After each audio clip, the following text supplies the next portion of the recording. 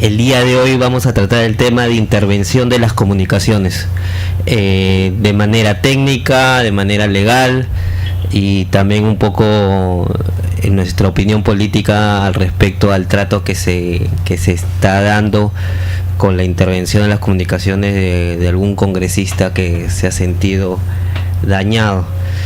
La Constitución Política del Perú establece como uno de los derechos o garantías constitucionales de las personas que tiene derecho al secreto y a la inviolabilidad de sus comunicaciones y sus documentos privados.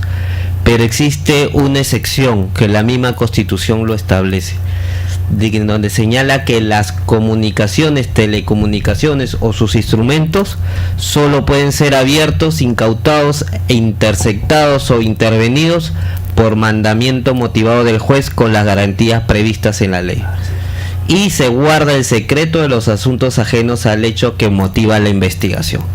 Esa es la excepción que da la Constitución Política del Perú de manera general para todos los ciudadanos, sea presidente, sea congresista, sea lo que sea. Esa es la excepción que se da. O sea, la Constitución es clara, no hace ningún distingo, y es la ley mamá, es la ley madre, es la ley placenta, ¿no? Entonces, me parece que hasta ahí está claro, ¿no? Gracias, Jaime. Hay una ley que establece la investigación fiscal, la ley 27.697, en donde dice en qué clase de delito se va a intervenir.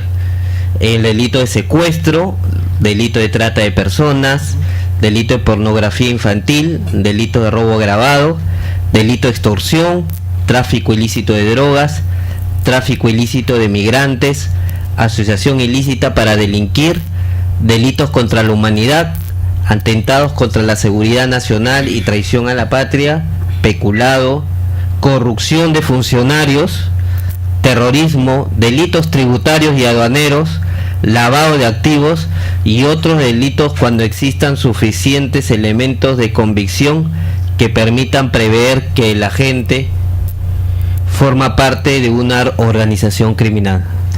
Claro, es importante decir en qué momento realmente estos delitos, esta sección se activa.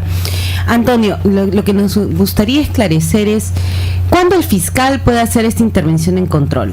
¿En la etapa de investigación o cuando ya se tiene certeza de que estos delitos se han cometido? Esto hay que verlo, concordarlo tanto con la Constitución, con esta ley especial, con el Código de Procedimientos Penales y el Código Procesal Penal, y en el caso específico de los congresistas de manera hay que evaluarlo conjuntamente con el texto único de la ley orgánica del Congreso.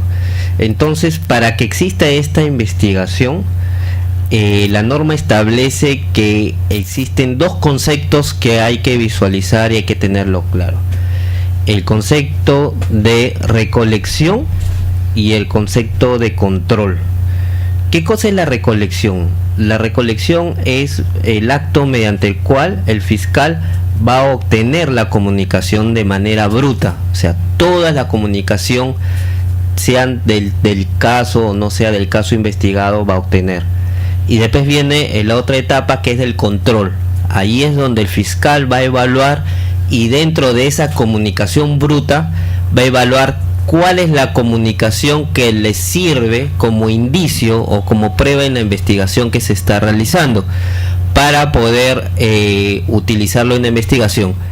Y el resto debe ser destruido, desechado, y el fiscal tiene la obligación y el deber de guardar el secreto correspondiente de esta comunicación. No sé por qué tanto temor se tiene a que se escuche alguna u otra comunicación que no tenga que ver con la comunicación, si el fiscal o el juez están obligados a guardar la reserva de aquellas comunicaciones que no tienen que ver con la investigación. Esa reserva se llama información privilegiada, ¿no? Que algunos funcionarios tienen acceso, por ejemplo, en el caso del fiscal o del policía que está a cargo de la investigación, tiene acceso a esta tipo de información que no puede divulgarla hasta que esta pues pueda ser pública y así lo determine el juez, ¿no? Antonio, entonces estamos hablando de que en los casos de los delitos de manera excepcional sí se puede intervenir y sí se puede controlar. ¿Hay alguna excepción respecto a la persona? Por ejemplo, se dice de que en el caso de funcionarios públicos o en el caso de aquellos que ocupan algún cargo público, ¿uno puede intervenir la comunicación de ellos o no la debe de intervenir porque ostentan un cargo público? En primer lugar, tenemos que centrarnos de que estamos hablando de la comisión de un delito. Y la comisión de un delito, la investigación debe recaer con quien sea funcionario, no sea funcionario, sea el presidente. Todos estamos susceptibles a ser investigados por la comisión de un delito. Ahora, también es importante señalar que el fiscal recolector supervisa la intervención y control de las comunicaciones que realiza el personal autorizado del Ministerio Público o la Policía Nacional.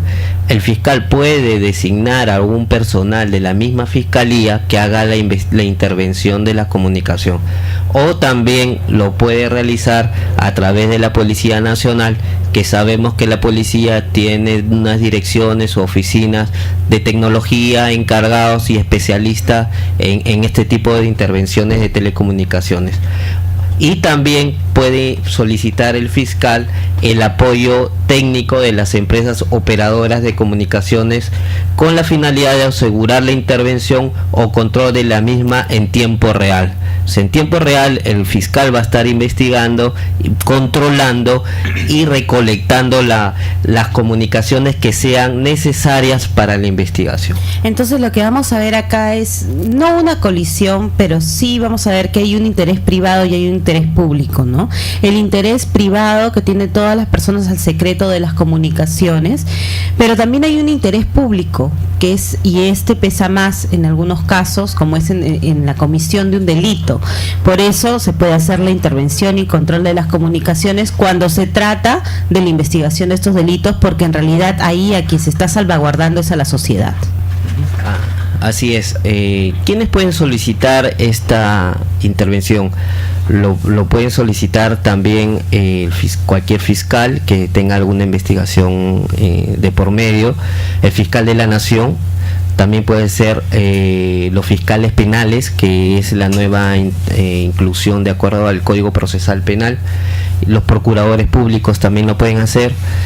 Operadores técnicos de justicia lo pueden realizar, como hemos mencionado, los fiscales, los jueces, los procuradores, a fin de que se recolecte algún tipo de información para que sirva como indicio de algún supuesto ilícito penal, a fin de que posteriormente se inicia algún proceso penal o alguna investigación correspondiente. Antonio, ¿y qué podría hacer aquella persona que se le ha intervenido y se le ha controlado sus comunicaciones y finalmente en una sentencia o dentro del informe que realiza el fiscal no se le incluye? O sea, se determina o en una sentencia se le absuelve o finalmente en el informe que realiza el fiscal se le excluye porque no se considera ningún tipo de participación. Lo que pasa es que este tipo de intervención es anterior a cualquier proceso penal o anterior a cualquier inicio. Este es para recolectar indicios, pruebas a una posterior proceso. Aún así, la norma establece que existe algún procedimiento interno de aquella persona que se vea afectada por dicha intervención, puede presentar un recurso de apelación ante esa intervención. Y está garantizado ese derecho, y esa apelación lo va a resolver y evaluar el fiscal de la Nación. Entonces, no sé por qué tanto miedo si existen mecanismos legales, técnicos de defensa que se pueden presentar ante este tipo de intervenciones si la persona afectada se ve que se ha dañado algún derecho constitucional, o se ve que de repente para la persona no es justificado ese tipo de intervención, ese tipo de obtención de esa prueba. Entonces, si no está justificado ese tipo de intervención, o la persona considera que esa intervención ha dañado su integridad física, moral, entonces inmediatamente pues lo que tiene que hacer es utilizar este mecanismo de apelación y nada más. O sea, no es que la ley no le otorgue el mecanismo para garantizar su derecho si finalmente cree que se ha sido vulnerado. Le otorga el mecanismo y utilice la apelación.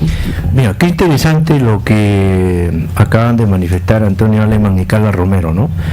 Porque técnicamente hablando es lo que ha debido exponer el presidente de la Corte Suprema, César San Martín, y el fiscal de la Nación.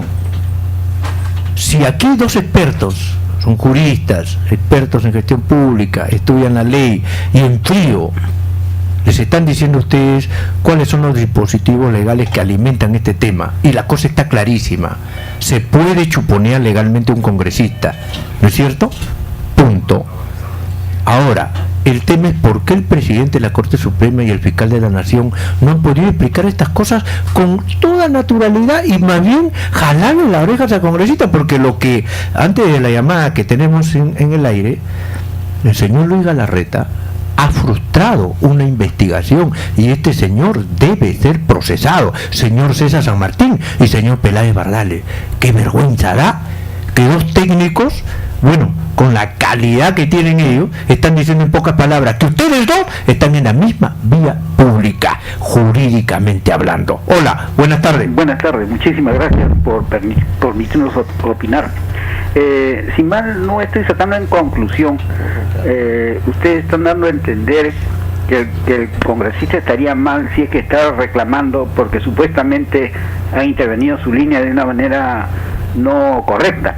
Pero el congresista está alegando que él tiene la inmunidad parlamentaria y previo a cualquier intervención de cualquier naturaleza tendría que haber hecho el levantamiento de esa inmunidad antes de proceder a intervenir directamente su línea. ¿Qué podrían decir en ese lado? Muy bien, vamos a decir eso y muchísimo más.